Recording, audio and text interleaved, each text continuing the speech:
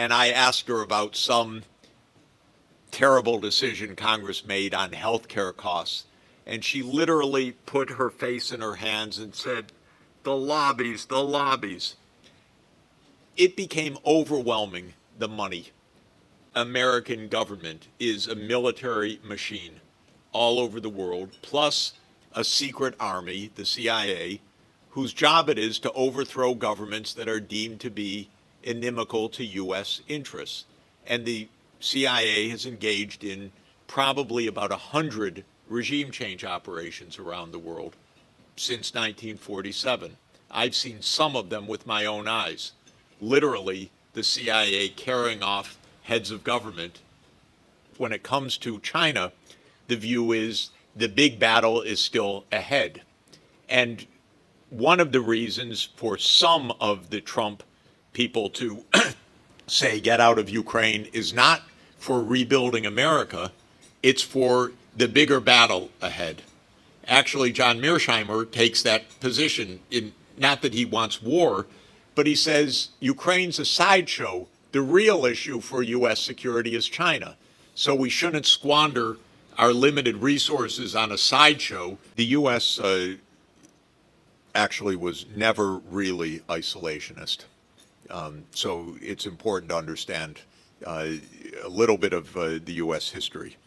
Remember, the U.S. started as a sliver of the eastern seaboard of the United States, of the North American continent. So the mission of the United States from the beginning was expansion. The U.S. has always been an expansionary force. It was never isolationist. But I have a principle, by the way, which is, or a principle that I want to establish, which is that the United States should not bomb any country where if at least 50% of Americans cannot name two cities in that country. That would basically end all American wars. What you are about to see is a high-profile dinner event held at the Asia Society Hong Kong Center in April 2025. Moderating this dialogue is Mr. Ronnie Chan, one of Hong Kong's most respected business leaders, a distinguished philanthropist, and the co-founder of the Asia Society Hong Kong Center. He is renowned for his profound insights into East-West relations and is often the one guiding some of the most crucial and candid conversations on the global stage. His guest for the dialogue is Professor Jeffrey Sachs. As a witness to pivotal historical moments over the past 3 decades, including advising on reforms in the former Soviet Union, Professor Sachs offers a sweeping and profound diagnosis, dissecting how the United States arrived at its current predicament. He traces back 30 years to reveal how, after the Cold War, the U.S. chose hegemony over cooperation, sowing the seeds for today's conflicts. He will also dissect the strategic logic behind U.S. policy towards China, arguing it's not a response to a threat, but a reaction to China's success. Finally, he connects this pursuit of global dominance to the deep-seated decay within America's domestic political system. What follows is a challenging and comprehensive analysis that may reshape your understanding of the last 30 years of world history. Let's listen in. To my mind, the United States has been not the most constructive actor in the world scene for several decades, actually. I have been a bit chagrined, really, for 30 years about American foreign policy, and mostly because I saw at a very personal way and also a professional way how many opportunities for peace the U.S. Squandered needlessly. I was an advisor 35 years ago to President Gorbachev on the economic reforms of the last moments of the Soviet Union. And when the Soviet Union went down, President Yeltsin asked me to be an economic advisor for his economic team. I can tell you without question, without any doubt whatsoever, 35 years ago, we had the chance for sustained peace in this world without any fundamental conflicts. The Russian leadership absolutely wanted it. They sought it. They wanted it in a very practical way. And the problem, from my perspective, which I only understood step by step over many years, is that the United States didn't want cooperation, it just wanted victory. It wanted its way. It wanted what came to be called the unipolar world.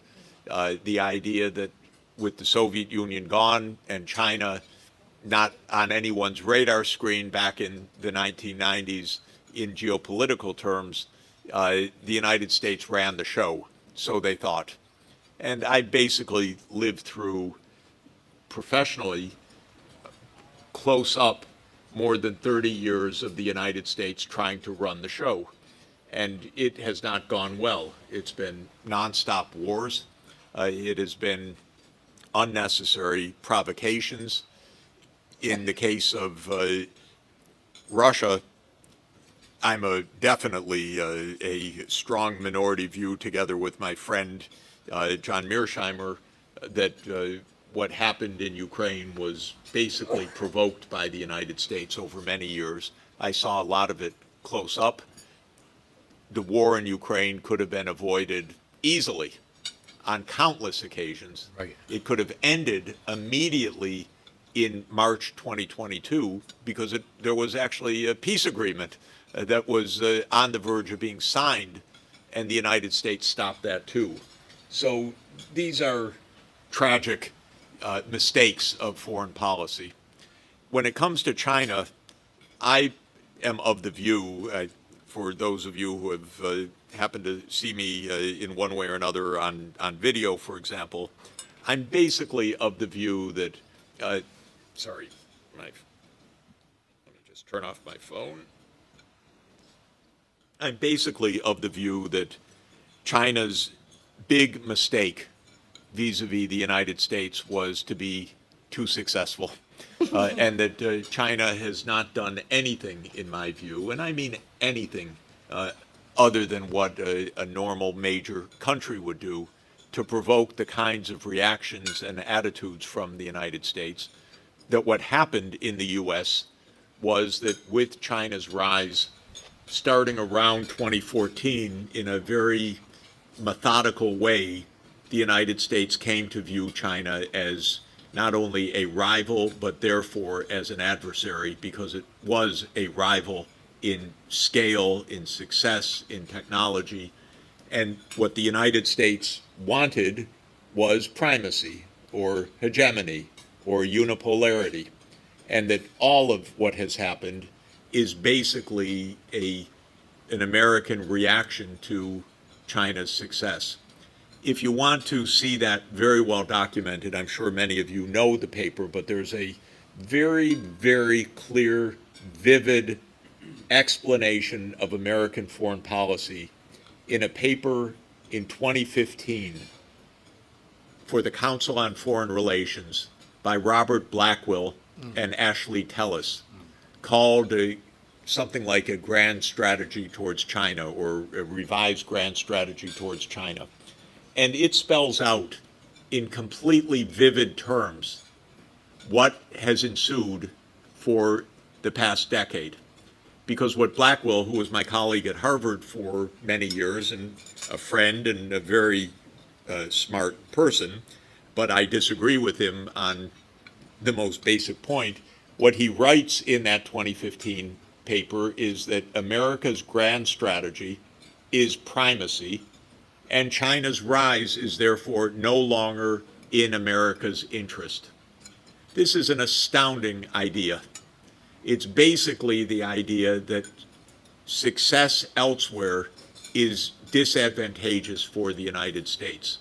If you take that view, you are bound to live in a world of nonstop conflict. If the advances of other places are to your detriment simply because they are advances, you are condemned to view the world in conflictual terms. But Blackwell says in the first sentences of this essay, America's grand strategy has always been to be number one, and therefore China's rise is not in America's interest. And what he and his co-authors spell out is a list of 8 or 10 specific steps. We should make trade arrangements that exclude China. This is extraordinary. This is what President Obama tried to do with TPP. we will have a trade arrangement in Asia without China. Duh. Sorry. Look at a map. Look at some data. This is not a good idea. And the list goes on. Build up the military around China's perimeter. Not a good idea for peace. Put on barriers to export of technology. I'm talking about 2015. This already started 10 years ago. And what's very interesting about the Council on Foreign Relations documents is that they are not statements of views, they are explanations for the community of the Council of U.S. policy. So this was not a view of Blackwell, what should be done. This was a description of what American policy would be. And it's been carried out pretty much systematically since then. So if you point these things out, you're viewed as a little bit impolite in Washington. So my lack of welcome to Washington goes back many years. But I can tell you the feeling is reciprocated. I don't even want to go to Washington, so I don't, except on very rare occasions, because there's nothing to do there.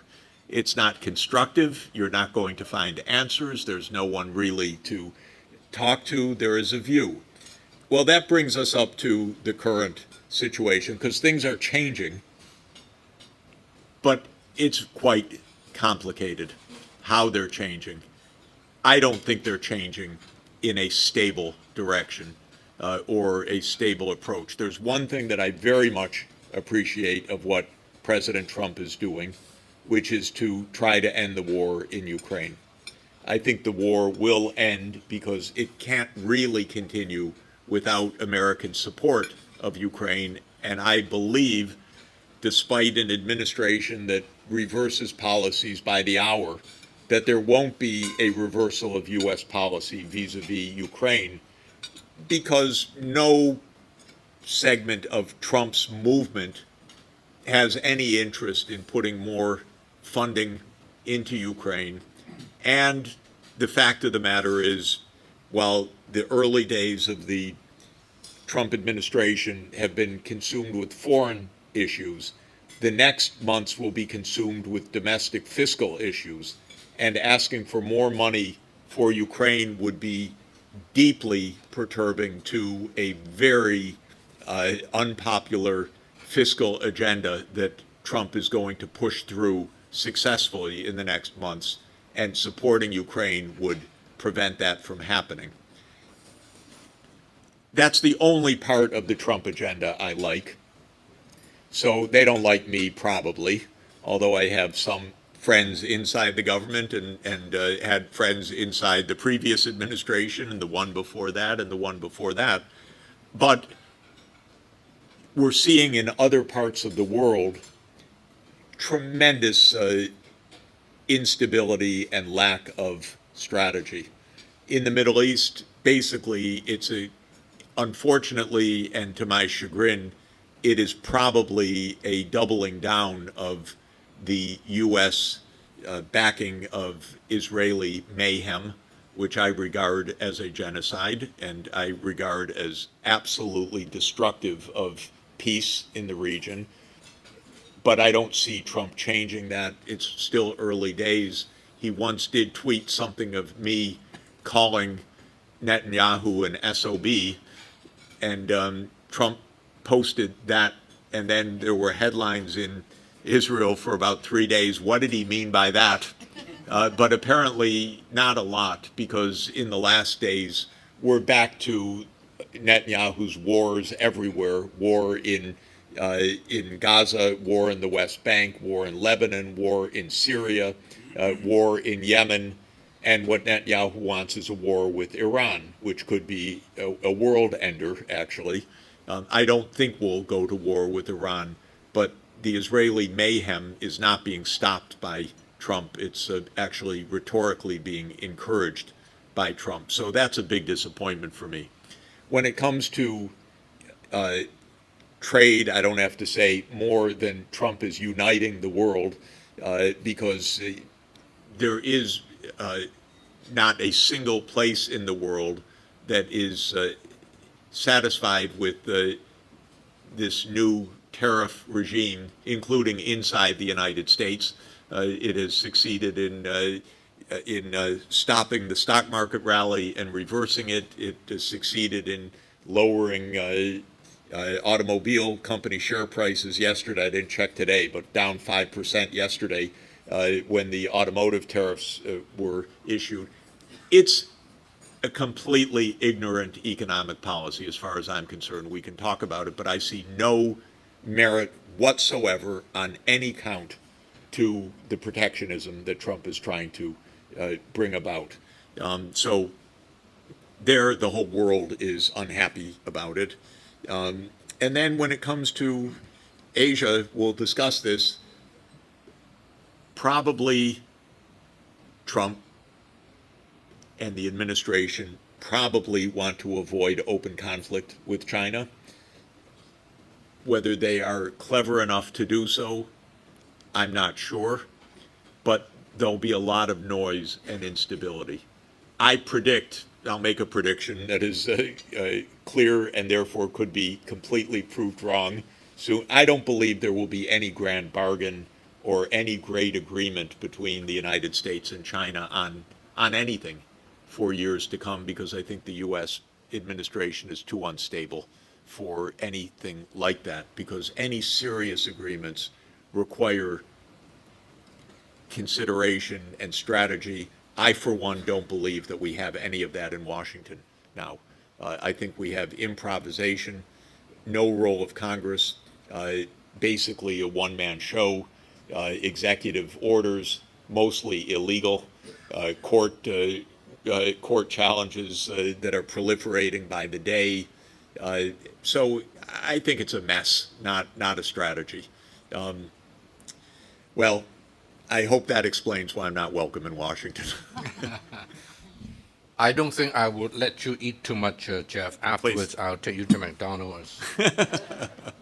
Just a couple of questions.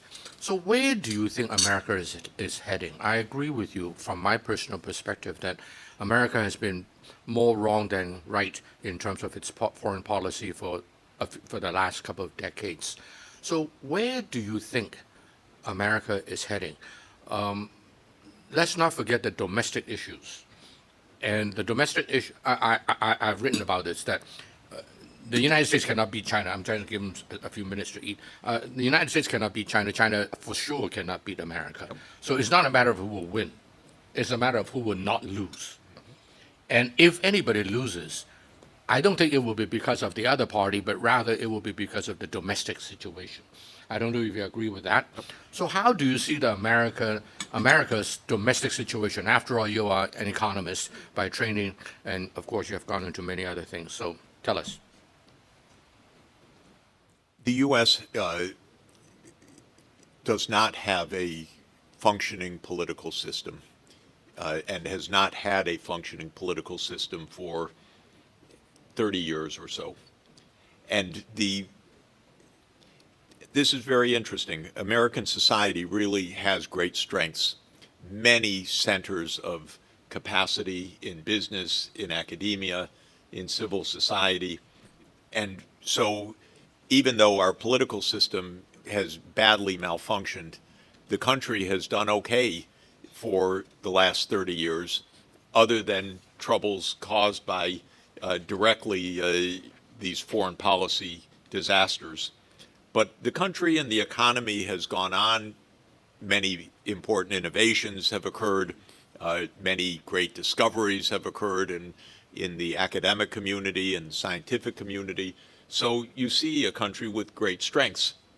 But for me, the remarkable fact is how poorly the political system has functioned consistently for 30 years. And I've tried to understand that, and my conclusion is that there are two things deeply wrong with the American political system. One is that it became a pay-for-play political system to a shocking extent. What a paper? Pay for play, that it became a corrupt political system in which campaign contributions translated into public policy. And this was not always the case. The role of lobbying changed in the United States, starting systematically in the 1970s. And there were a series of Supreme Court rulings, the most famous of which is Citizens United, in which the conservative Supreme Court ruled that limits on campaign financing were simply unconstitutional, because the idea was, and the judges were very explicit about it, giving for campaigns is speech, and free speech predominates any interest in limiting campaign financing. This was a doctrine put forward by one judge, Lewis Powell, and it's a very interesting history, because Lewis Powell was a corporate lawyer.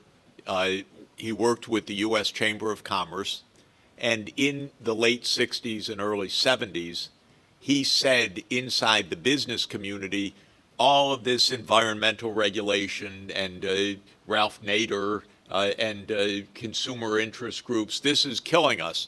The business community has to retake politics. And on that basis, a famous memo that he wrote, he caught the attention of Richard Nixon, who put him on the Supreme Court. And a few years after that, he wrote the first opinion ending limits on corporate campaign contributions. It was a concerted strategy. And several decisions basically eliminated any boundaries of giving. When you do this, you reach a kind of caricature. Elon Musk is a caricature of this.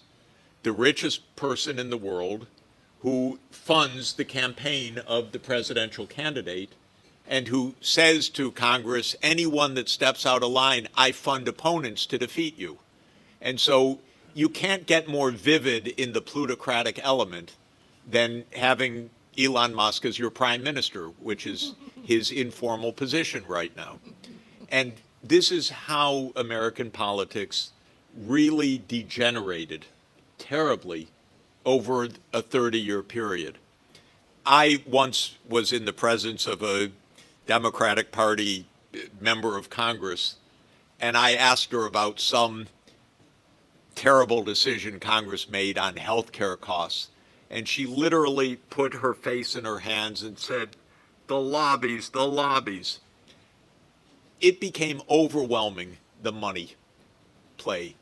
And because of this, all of the issues of American society, of inequality, of the widening gaps between different classes in America, of the growth of the poor underclass, of the epidemics of deaths of despair that you all know about, which are very serious afflictions of American society, not one of them was addressed in public policy. There has been no effort once in 30 years to address inequality in the United States, to address, we have an epidemic of opioids and everything else. Who gets blamed? China, of course. China. Fentanyl precursors. Who takes the opioids? It's the Americans. So this is an example. Climate change is another example. We have not had one consistent policy on climate change for 40 years because of the big oil lobby. It's not even subtle.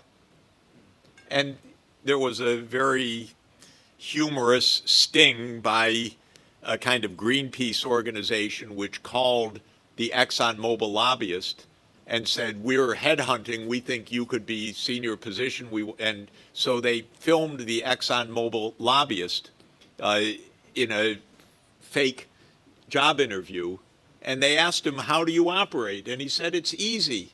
If any trouble arises for the industry, I just call our senator. Who's your senator? Joe Manchin, of course. Joe Manchin was the senator from West Virginia. He owned 2 coal companies personally. That was the family wealth. And he was basically there in his position to block any climate change action for 30 years. So that was one thing that broke American politics. It just stopped being representative of basic issues. And till this day, if you observe the Trump administration, there's not a single moment of discussion about poor people, about their needs, about the role of government. In fact, the whole attempt in the next few months will be to destroy any public services for the poor, especially health care. It's amazing. But this is Elon Musk running the show. He doesn't have to worry about his health care costs. So this is one point. The second point that destroyed American politics was the security state. We became a national security state back in 1945, essentially, after World War II, and especially in 1947 with the National Security Act, which established the CIA and the Defense Department and the other institutions of the security state. America has, as everybody knows very well, military bases in 80 countries around the world. Can you imagine? Never in history, with even the British Empire, of course, it was a different era, didn't quite have this. And so this is American government is a military machine all over the world, plus a secret army, the CIA, whose job it is to overthrow governments that are deemed to be inimical to U.S. interests. And the CIA has engaged in probably about 100 regime change operations around the world since 1947. I've seen some of them with my own eyes. Literally, the CIA carrying off heads of government. One was Aristide, who I advised from Haiti, and they took him away in an unmarked plane and flew him to Central African Republic in broad daylight. And by the way, when they overthrew him, the New York Times wouldn't even run a story about it because this is how the security state operates. It wasn't deemed to be newsworthy that the United States, or it wasn't deemed to be fit to print, let me say, that the United States had overthrown a government in our hemisphere. Of course, it had done that repeatedly. But when I called the reporter, she told me that the editor was not interested in the story. Okay, my point is that the government, you can't run a democracy and a security state the same way. Eisenhower told us that on January 17th, 1961, when he said, "Beware the military-industrial complex." Believe me, since then, it has only grown to gargantuan proportions. If you look at this leak 3 days ago of the attack on the Houthis, okay, there are several notable things about it. First, they behaved like 14-year-olds, up to and including the emojis. Okay, these are children. Second, as they noted, this has nothing to do with the Houthis. This is to send a message. Third, they applauded when they destroyed a building that supposedly included some target, but it killed 50 civilians. And it was all muscles and American flags. Fourth, this was decided in a completely haphazard way by the White House. Congress had no role. There was no discussion of it.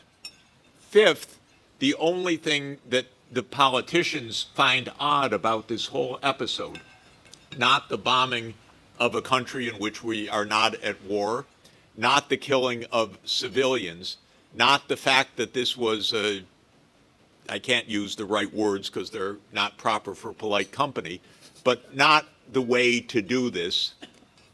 They can't figure out that something's wrong. All they care about is that it breached secrecy. You know what? That's the least interesting part of this. The fact that you have secrecy that enables random killings of this sort on a routine basis is what's wrong. We should be applauding the break of the secrecy. But the only thing the Congress and the press itself talk about is the secrecy element. They don't talk about how wrong it is to be bombing people. They don't talk about the fact that the reason for the war in Yemen is that there's no solution to the Palestine issue.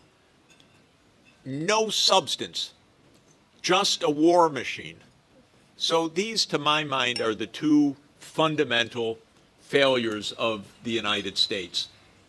We don't have a functioning political system. It doesn't address real needs.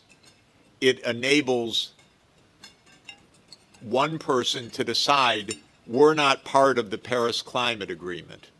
It enables one person to break apart the international trading system. This is extraordinary.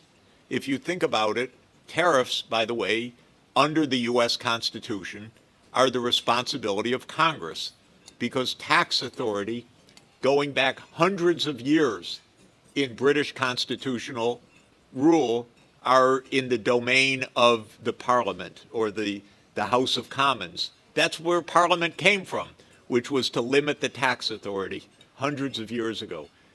No congressman is objecting to Trump unilaterally setting tariffs. How is he doing that, by the way? It's completely unconstitutional in substance. He's doing it because we have emergency legislation that allows the President of the United States to declare a national emergency. So the tariffs on China are under a fentanyl emergency. Can you imagine how artificial that is, how bogus that is, how it has nothing to do with the issues at hand, but also how not a single member of Congress stands up and says, you're taking our authority. If we had a functioning Congress, a congressman would stand up and say, this is our responsibility. You cannot appropriate the voice of the people. This is what revolutions are supposed to be about, that the King of England could not set taxes on the colonies. That's how we started. Now we have a mad king who sets taxes day by day, and Congress has no interest in even intervening in that subject. So this is the essential problem. The country works fine on areas where you don't need a government, but it fails on every area where you do. Our infrastructure fails, the inequalities, the environment, the environmental protection, all of it is failing badly because we don't have a functioning government in the United States. Jeff? More reasons why they don't like me in Washington. Jeff, you have been a friend for many years. Sonia is not the biggest lady I've seen. And is your life ever at risk? I'm just asking on behalf of others. Maybe from Sonia. Then you're in good shape. But I don't think so. I think the capacity of the U.S. government to utterly ignore me is inexhaustible, and that is actually, in my view, really the truth. If I were a student on a student visa, I would be dragged out of our house, no doubt, because that's what's happening to our students right now, day by day. I don't know what will happen in the U.S. in general. It could get worse. It really could get worse. I've used, since I've been in China for the last week, I have used semi-jocularly, but not entirely, the Cultural Revolution meme. We are in a bit of a cultural revolution in the United States. It's played as culture wars, but basically we have a leader who wants to destroy parts of government. This is clear. This is Elon is doing that work. What the real purpose is not completely clear. Maybe I'll just mention actually one very important point to understand. I think everybody knows it, but let me emphasize it. One of the core points of failure of politics in the United States is the budget. Because if you are governed by lobbying and by campaign contributions, you cannot have an effective fiscal policy. On the one hand, you have a population which votes, and so you need somehow to not have complete turmoil. And so you can't really cut, so far, Social Security, for example. You have not been able to cut Medicare or Medicaid. You can't stop paying interest on the debt. And they don't want to stop the military, which is about 3.5% to 4% of GDP if you include everything. If you take those items, the pensions, and including the various kinds of pensions, including veterans benefits, and the health care, and the interest on the debt, and the military, you have roughly 20% of GDP in spending. Our taxes are around 16% of GDP at the federal level. So you start out, even before you have any domestic programs at all, with a deficit of about 4% of GDP. Now, in our lobby-run politics, the first rule is don't raise taxes. So the taxes, especially on wealthy people. So the highest goal in fiscal policy of the Trump administration is to extend the low taxes that were voted 10 years ago on corporate taxes, which have basically been gutted. We don't collect corporate tax except in a very small amount now. And they want to extend that. Now, our budget deficit includes some public services also, some little bit for infrastructure, which is falling apart, a tiny bit for housing, some for labor, some for education.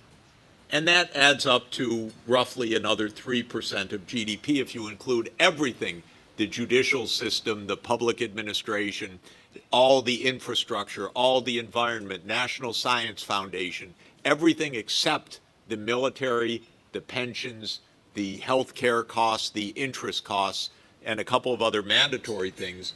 All civilian government is about 3% of GDP. It's not enough. That's why we solve no social problems in the United States. But if you add in the parts that they don't want to cut or can't touch, plus this meager 3%, you end up with a budget deficit of about 6 to 7% of GDP, which is what we have now. This has been going on for 20 years, so our debt is 100% of GDP and rising. The Congressional Budget Office yesterday issued a new report saying by 2055, the debt will be at 155% of GDP on current policy. So if you keep current policy and just extrapolate for 30 years, we reach 155% of GDP debt. So what is Trump trying to do? Trump is trying to cut taxes relative to baseline. This is all technical because the baseline includes ending some of the tax cuts from 10 years ago. But he wants to extend those. How to do that with such a huge budget deficit? There's no way. There is no way to do this other than to completely destroy the civilian government. And that's what Elon Musk is doing day by day. He's not rooting out waste. He's just closing the government as much as possible. The public will hate this week by week, month by month, when nothing works, when they can't get health care, when there's no one to answer a call for Social Security, and so on. And that's where we're heading in the next months. That's why I was saying you can't ask for more funding for Ukraine in that context, period, because there's really going to be at least a public brawl. Trump will win this budget battle, in my best estimation. It will be brutal and ugly to essentially keep the revenues completely inadequate and brutally slash spending for poor people or even working class people in America. But he'll probably get this through because it'll be a straight party line vote enforced by Elon Musk, who will threaten anyone who steps out of line. He'll probably win this battle. But believe me, you'll see a very ugly, very unhappy country a very unpopular government, and nothing's going to get better out of it because nothing that's being done is going to make people's lives easier. Several $1,000 rise of prices for automobiles is not going to make people's lives easier. Higher tariffs is not going to make people's lives easier. And the budget deficit will remain significant. And this is, I think, what we're likely to see within a few months. In other words, not a president who is using his vast popularity with the masses to push through radical change, but rather a very unpopular government that is in fundamental inconsistency of policy with what his own voters want. And then what do? Well, you can deport more people, you can try to make more noise, you can double down, you can become more authoritarian. I don't know what will happen, but it will not be a happy course in the coming months. And that's why I believe we could talk about the constructive side. I'm very optimistic about this region. I really am. And I don't think the U.S. is going to upset anything in this region, actually. And I think we should be clear about that. But I don't believe in a grand bargain or anything else. I think the U.S. is mainly to be viewed with some sadness, maybe a little bit of alarm, but not to expect something very constructive because the contradictions are just too large right now. And we need to work out a new political arrangement in the country. And we're not going to do that simply. It's going to be many, many years, in my view, before all of these contradictions get sorted out. Before we leave America and go to other parts of the world, including this one, can you, Jeff, comment on the following statement? That Trump probably has a deep fear and worry and recognition that America is no longer the hegemon, no longer the number one player in the world in many areas. Although overall, I think by far America is still the number one. Mm-hmm. But the fear in him is perhaps driving a lot of the decisions that he makes. So he's not speaking out of inward strong belief of their own success. Rather, it is a strong belief of America's waning in a relative sense. Is that your reading of the situation? Sorry, you're just finishing the appetizer. We all will express our sympathy to you toward the end of this session. It's a very good question of what Trump himself views and what the political elites view the situation. Thank you. Marco Rubio said one clear, direct, correct, and honest statement when he said the unipolar world is over. That's probably the single most important statement that's been made in the American political scene in the Trump administration. It wasn't contradicted. No one jumped up and said, "Oh, Marco, you're too pessimistic," or "Why are you saying that?" So I think that there is a real understanding. Yes, there are multiple powers, and yes, the United States is no longer in charge. I don't know what implication they take from that and how much Trump's actions are in some response to that. I think there are several points that are that do follow that we could trace. One, as I said, Trump is not interested in the Ukraine war at all, so he would like it to end. He's in no position to ask for more financial support for Ukraine in any event, so that's why the war will end one way or another. But he probably also understands we're not defeating Russia, and so the whole point is pretty useless to be having this war. That's a reflection of reality in this sense. But take another implication of that. One implication is he'd like to he's happy to divide the spoils of Ukraine with Putin. You take these minerals, we'll take these minerals. So they're dividing up Ukraine. Ukraine is the absolute loser in this. Like French and Britain used to do in the Middle East. This is basically Repeat of it. This is basically what Trump is doing or trying to do. I don't think it can work so crudely as Trump believes, but that's the level at which this is being done. He and Vladimir will divide Ukraine and will end the conflict and will respect each other on that. But then Trump is also asking, how can America regain its strength? And he comes up with multiple answers. One answer that he's absolutely dead serious about is recognizing that because of global warming, ironically, the northern route and the Arctic has been opened up, and the United States is not an Arctic country, other than a small stretch of Alaska. And so Trump absolutely believes that Canada needs to belong to the United States and Greenland needs to belong to the United States. That is not rhetoric. It's not a joke. It is obscene, but it is not a joke.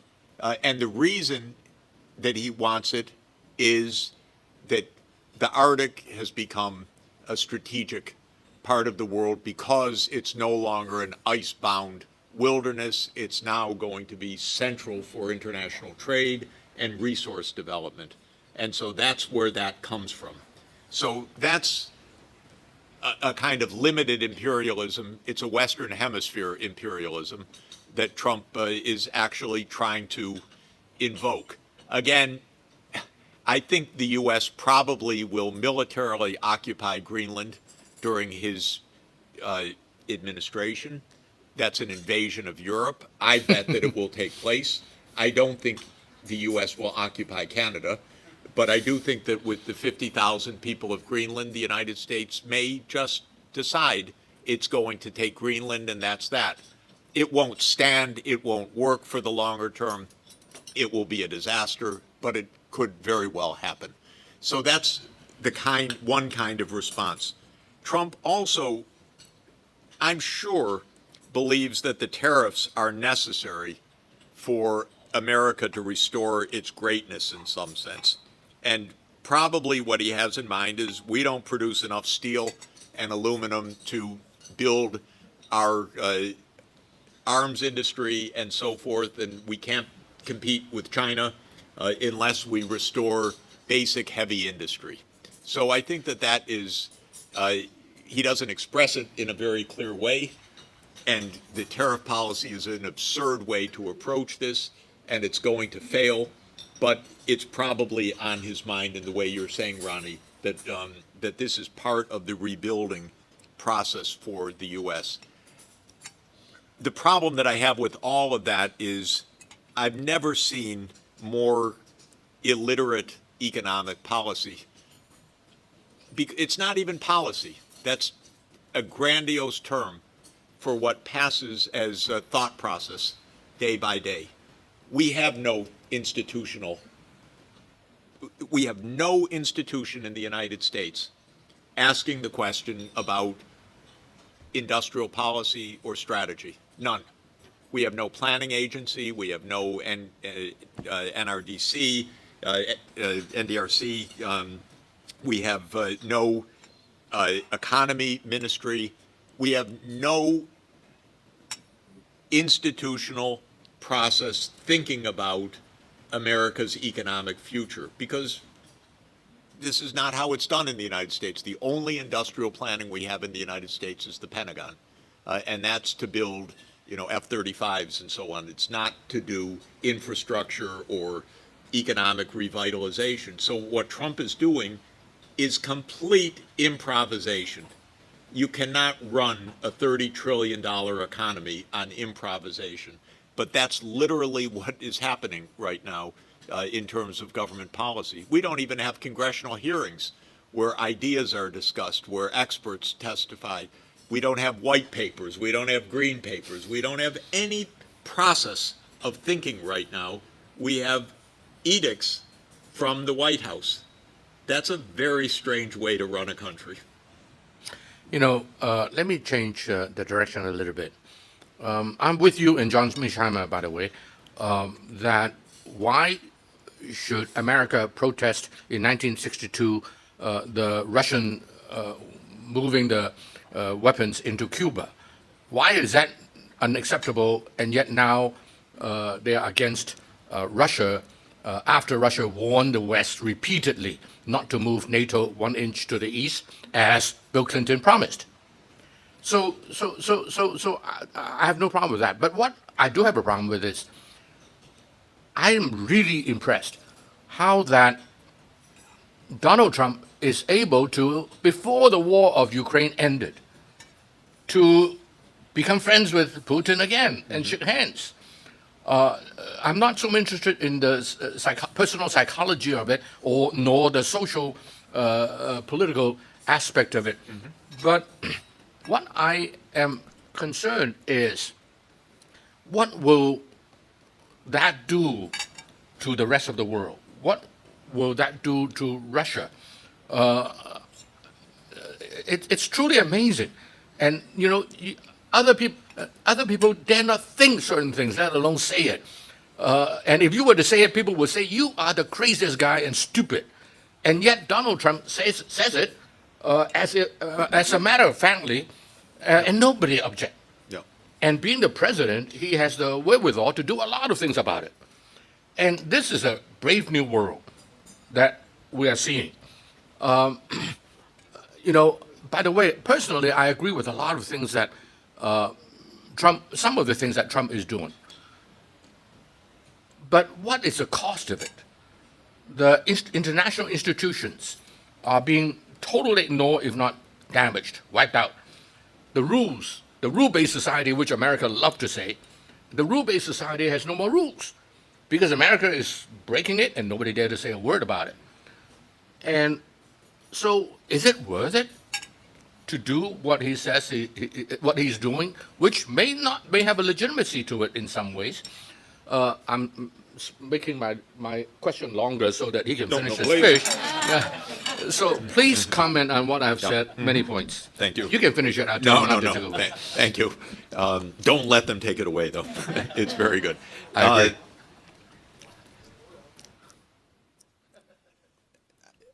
I think that there are a few points to say about the so-called rule-based order that are probably worth saying.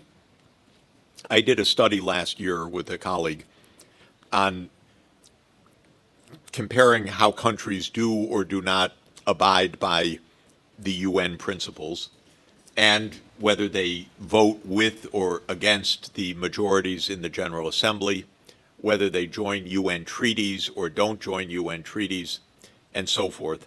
And we call this an index of alignment with the UN Charter. The United States ranked last in the world over the last 20 years. Last. Correct. It was, the U.S. has not ratified a major UN treaty for decades. In fact, the mere fact that it is a UN treaty leads the Senate to reject it, because there's a view that, well, if the rest of the world wants it, it must be against us. It's a kind of paranoia which predates Trump, but is very pervasive. We once had legislation to prevent discrimination against people with disabilities. The U.S. adopted this. It was one of the first, or the first in the world. And then it went to the UN, and it became a UN treaty. When it became a UN treaty, the Senate refused to ratify it because it was a UN treaty. And so this is a absolutely pervasive, weird phenomenon. The United States votes least of all countries with the majority in the UN General Assembly. Part of that is that it votes with Israel against the whole world on issues of Palestinian rights. But it's more than that. The U.S. became the great champion against the developing country call for any kind of social justice. Every year, the UN votes a massive majority against the use of unilateral sanctions. You know, under international law, no one country is allowed to put on economic sanctions against other countries. Sanctions are reserved as a right for the UN, not for an individual country. But which country uses sanctions every day is the United States by presidential decree, not even by congressional action. So in this sense, the U.S. has, in my opinion, not been a leader of a rules-based order. The U.S. has been a leader of a U.S.-based order. Okay, you could say it had some advantages, it had some disadvantages, but the phrase rules-based order was never defined. Whose rules? Not the rules of the UN, certainly, not by any objective measure. This is not something new. This is what I was saying has been true for 30 years. Trump says publicly what is hypocritical privately. So Trump is stunning in saying, I don't care about rules. I don't care about treaties. I don't believe in any of this. But the U.S. behavior has been quietly to neglect all of this while professing to lead a rules-based order. So Trump is just making explicit what has been implicit for a long time. He's much worse, in my view, because who walks out of the World Health Organization or who walks out of the Paris Climate Agreement? It takes a lot of nerve, in my view, to do that. It's repudiating the world interest in the most explicit way. So our earlier governments didn't do that, but they also did not do anything positive to assist. When it came to the Paris Agreement, for example, the United States has expanded tremendously its supply of fossil fuels since 2015. We have never had legislation in the United States on climate change. Never. We had some tax cuts for renewable energy in the so-called Inflation Reduction Act, but that was quite different from climate action.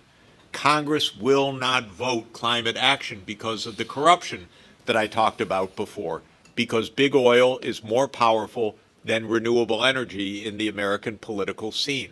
So all of this is to say that I abhor the way that Trump behaves, but it's not so different in many ways from long-standing behavior.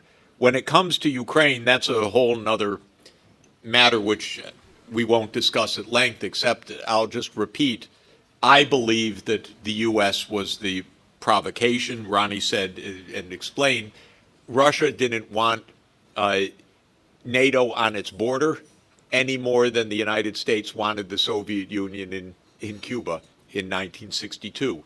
And Condi Rice has been saying it all along that NATO must expand to the east. exactly. And this was a very direct provocation.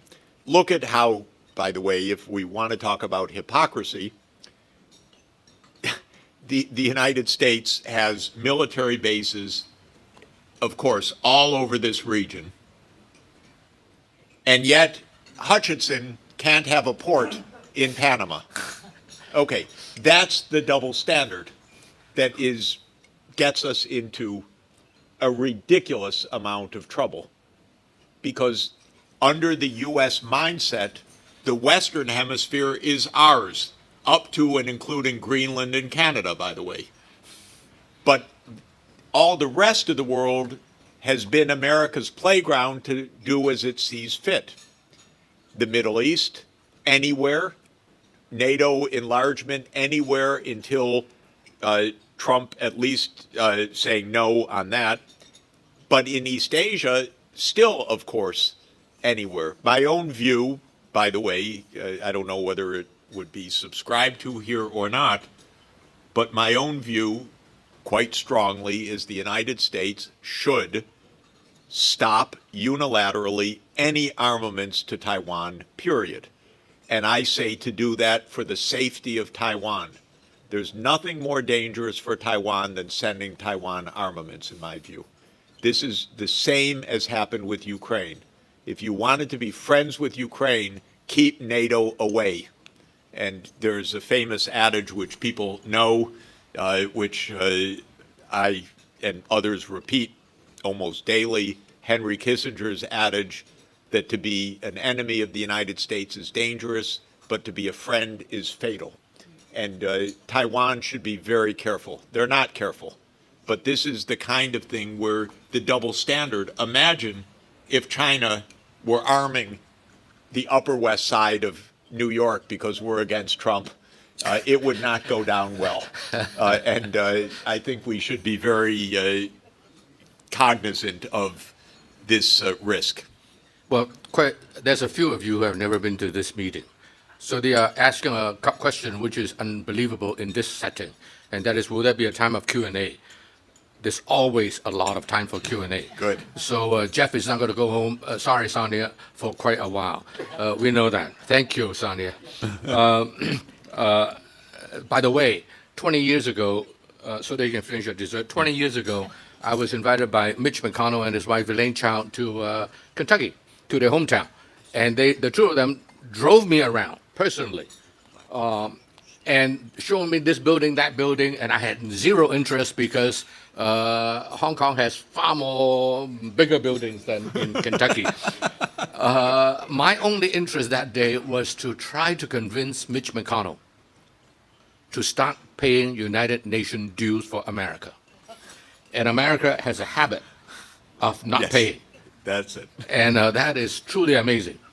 But let me ask you another question, and that is... You remind me, by the way, of about comparing the size of buildings to... an American was visiting Israel, actually, a kibbutz, and the farmer shows him around the kibbutz, this Texan, and at the end he says, that's fine, but where I come from, I can get in my car in the morning, I can drive the entire day, and I'm still on my farm at night. And the Israeli looks at him and says, I once had a car like that too. Now, Jeff, I want you to extend what happened, Donald Trump's view about Russia. And that is, if Russia, which America has been against ever since the Ukraine war started, America can make good with Russia. At least Donald Trump. Yes. And nobody else is objecting it, okay? Yes. Publicly. Now, could it be that, America really know that in order to revive its hegemony, it got to get its economy right. And picking a fight with Russia or with China is not necessarily good for Americans' economic health. And so it's avoiding fighting Russia. Could it be that Donald Trump would be so enlightened that, hey, let's not pick on China either. It's not good for ourselves. And so concentrate on rebuilding the economy while keeping peace with China. After all, he has slapped, tariffs on Mexico, Canada, and China is sort of, they are 20% extra. But anyway, it's on the side right now. It's not yet the focus. Could it be that they will never get to that focus and have a direct confrontation with China? Is that possible? It is possible. It is actually the big question. The relations with China will not be warm. Let's be sure about that. The American mindset across the political class and now in the society as well, because of this, is China's a threat, it's an enemy, it's a danger. I don't think that is going to go away. It could. I think it's completely fallacious in my view, but I don't see that as going away in the same way as with Russia. But I think the question is... Why not? I think the question is... So let me say why not. there was up until very recently, and there still is in some parts, a view in Washington, a real view, maybe like in Ukraine, that we are heading towards war with China. To my mind, it's a mind-boggling view. First, if it were to happen, the United States would be defeated. Period. Period. Because it's a big ocean. And you cannot, and if there's a war in the South China Sea or in the China neighborhood, believe me, the United States cannot win that war. And every war game done in the United States. And every war game has confirmed that point.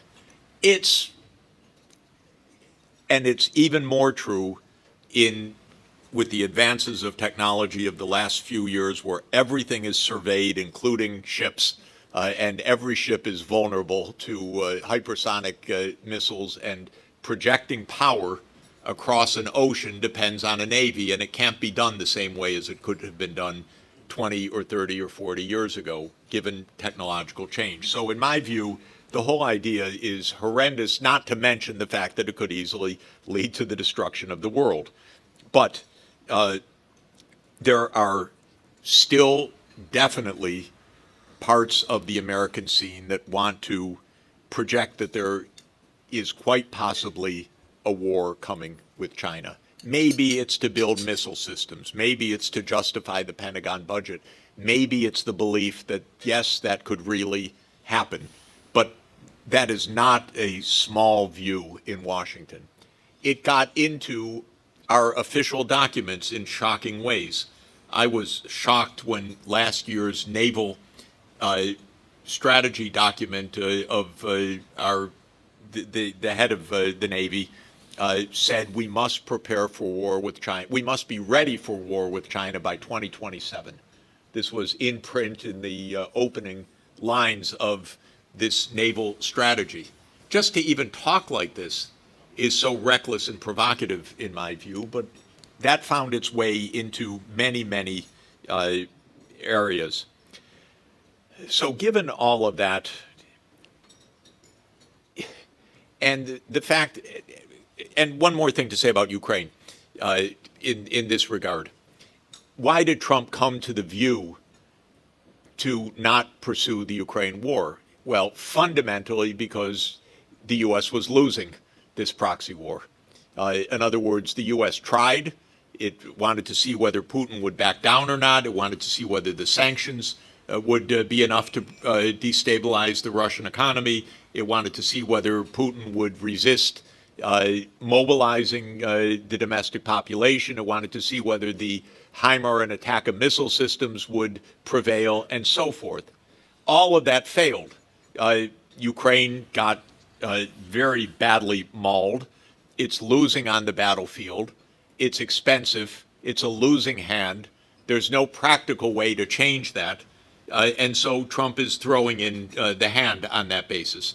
When it comes to China, that kind of view has not yet happened. We've had 3 years of failure in Ukraine. In fact, many more years than that, but at least 3 years of direct failure, whereas when it comes to China, the view is the big battle is still ahead. And one of the reasons for some of the Trump people to say get out of Ukraine is not for rebuilding America, it's for the bigger battle ahead. Actually, John Mearsheimer takes that position, in not that he wants war, but he says Ukraine's a sideshow. The real issue for U.S. security is China. So we shouldn't squander our limited resources on a sideshow. We should be building for not war, but for the contest with China. So psychologically, the mood is really very different regarding China. Now, having said all of that, I think Trump does not want conflict with China. He's actually not a warmonger. Correct. He's not a warmonger. It's strange. Yeah. He's nasty, by the way. Right. He's attacking American institutions. He's in favor of locking up our students. He's in favor of breaking the law. He's in favor of abuse. He's in favor of deporting people. He's a nasty person. He's a bully. But he's not a warmonger against an equal adversary. He doesn't like war.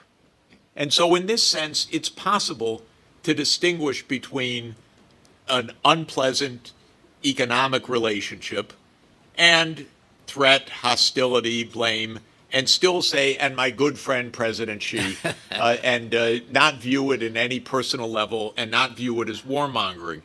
So I think that's the optimistic view. I don't think it gets better than that, in that they will be best buddies and have some kind of economic grand bargain. I may be pleasantly surprised. I don't think it will go that way. I don't think it will even go as far as what's happening with Putin, but I do think that avoiding conflict is absolutely possible. It seems to me, Jeff, that the only way to keep U.S.-China from having direct conflict is for the relative strength of the two sides to be somewhat more balanced. Historically, America is way ahead. But it seems that all the a number of things that the Chinese have done in the last 2 years or 3 years are really to tell America that we something that I heard that Xi Jinping said to Biden in Indonesia, in Bali, and that is, I don't want to muck around with you, but don't force me. Mm-hmm. So you look at all somebody said that China has hypersonic missiles. They probably do. The balloons. The U.S. nuclear sub that was forced to surface in the South China Sea, and on and on. A lot of these things seems to me to be unprovoked on the part of the Chinese to tell America that, hey, you are stronger, but you have your Achilles heel, and you don't know what I have. And so let's show you a little bit what we have. That way you won't underestimate us, in which case you will become you may start something adventuresome. Yep. So I think China that makes a lot of sense. is telling America that. But let me turn to Europe. Let me put it a different way.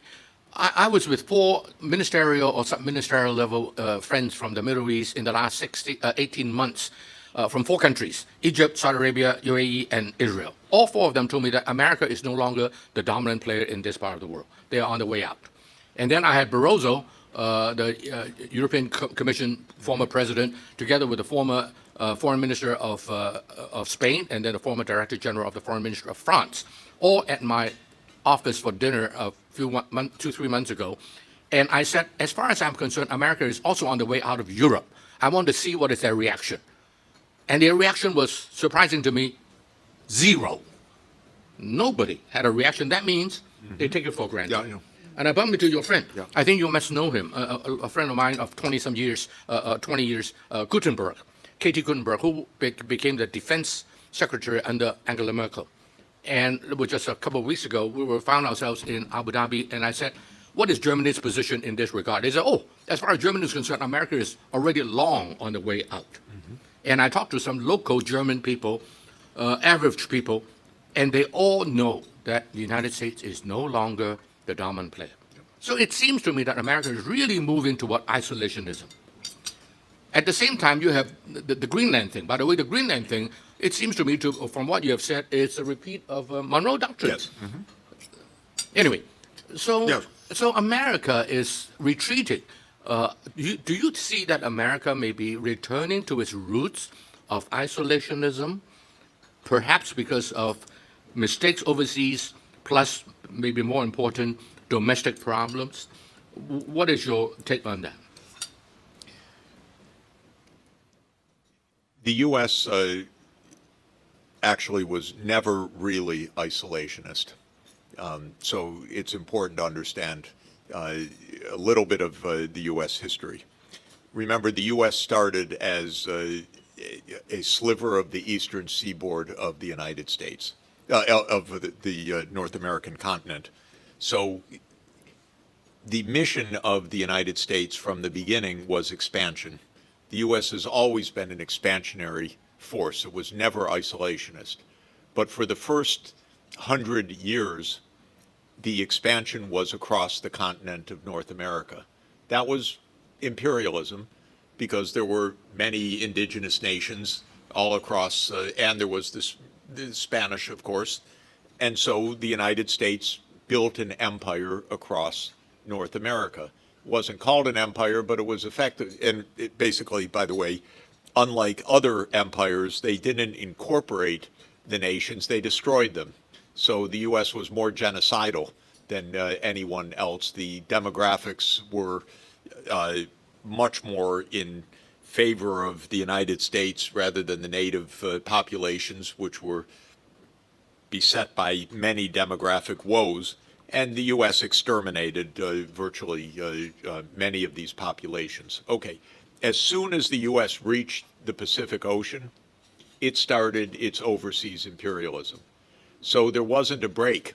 There was expansion from the beginning. And as soon as we usually put the date 1890 as the end of reaching the Pacific, then came toppling Hawaii and beginning the empire in Hawaii.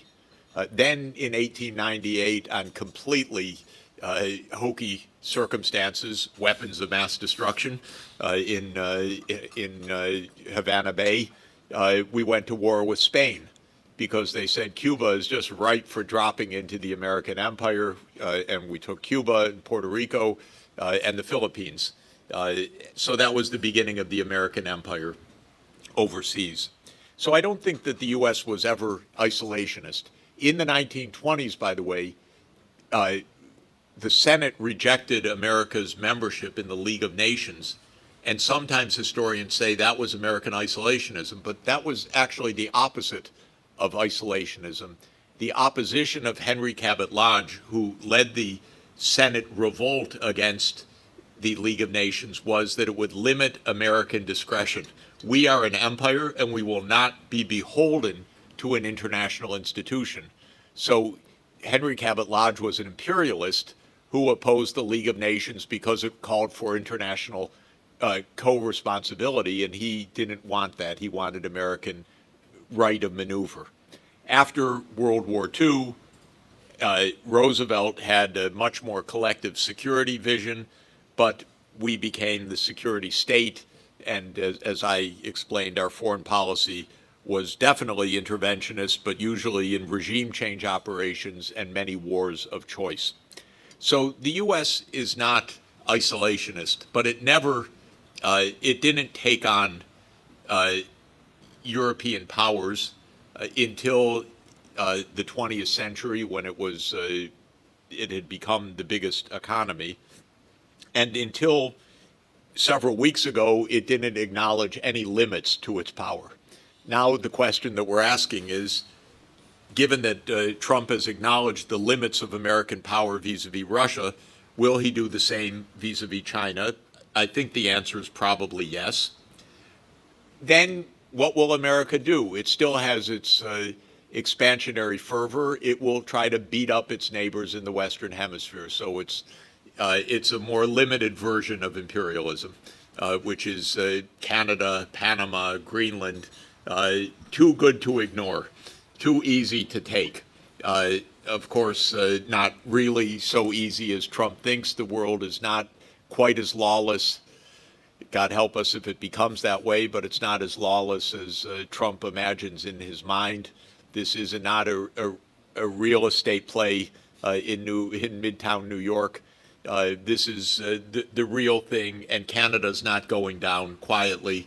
And my student, Mark Carney, who's now Prime Minister of Canada, said today, no, Canada remains Canada, don't even think about it.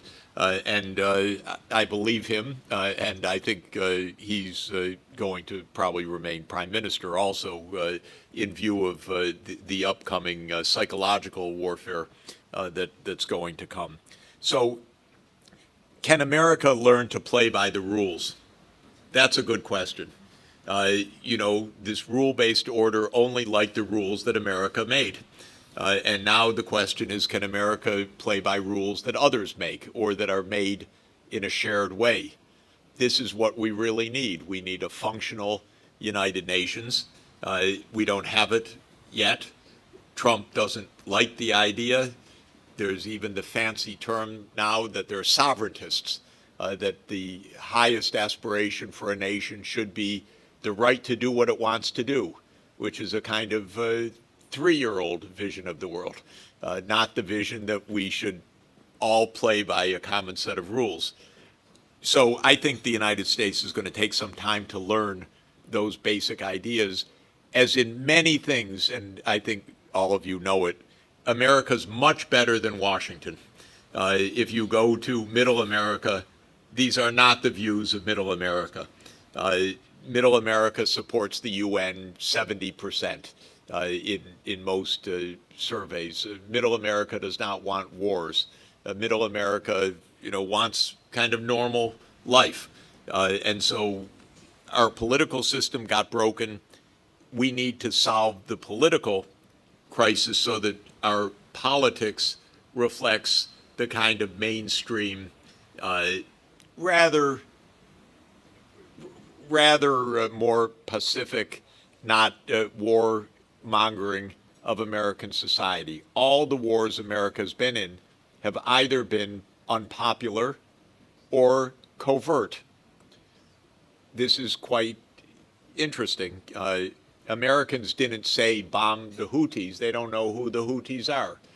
They don't know where Yemen is. They don't have a clue.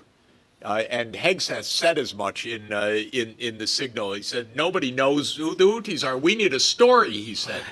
That's America. We need PR operation. We need a story. It's about Iran. It's about freedom of navigation. No one knows who the Houthis are.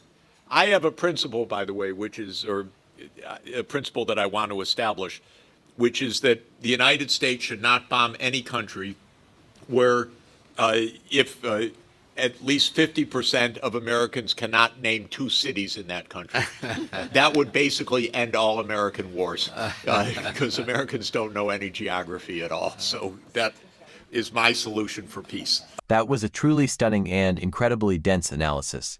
Professor Sachs painted a disturbing picture of cause and effect. It began 30 years ago when the U.S. chose unipolar hegemony over cooperation after the Cold War. This choice not only led to persistent provocations against Russia and a systematic containment of China, but ultimately backfired domestically, giving rise to a political system captured by moneyed interests and an out-of-control military security complex, leaving the nation incapable of solving any of its real social problems. This profound speech leaves us with several critical questions to consider. Does Sachs's argument compel us to reconsider the last 30 years of global history? Is the familiar narrative of democracy versus authoritarianism merely a story constructed to maintain unipolar hegemony? Do you agree that a country's foreign policy is a direct reflection of its domestic condition? Has America's domestic political dysfunction made it more unpredictable and dangerous on the world stage? Given this profound diagnosis, where does the United States go from here?